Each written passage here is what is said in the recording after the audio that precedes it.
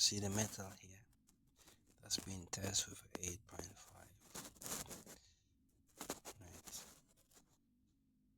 So you're looking for diamond and corundum.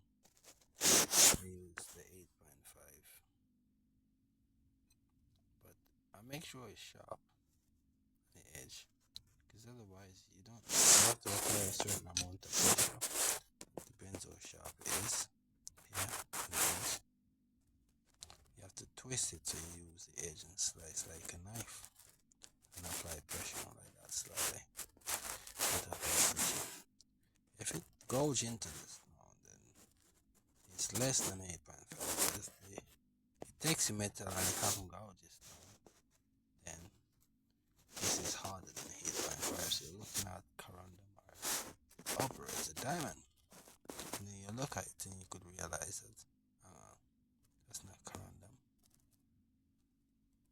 You know it's hardness of 10. You can see, you know it's gonna be diamond. There are many different types.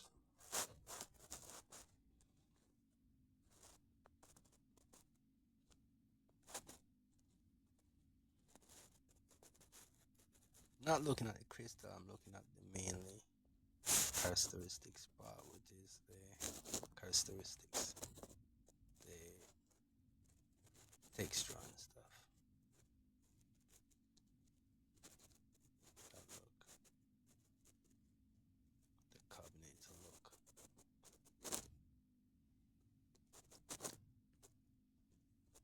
Not saying it's carbonated, but I'm saying it have the texture, you know, and a feel as well.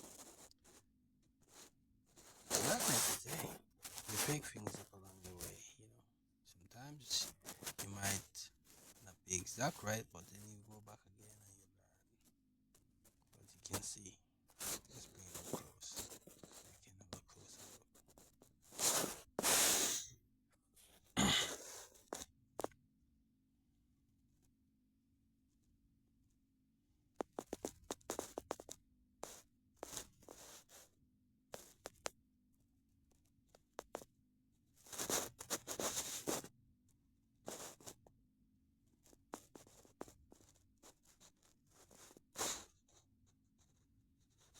So what we do, we use the 8.5, and if it's corundum or diamond, even if we are mixing them up, we still have one of the two, so we can work with what we put in that bag or box.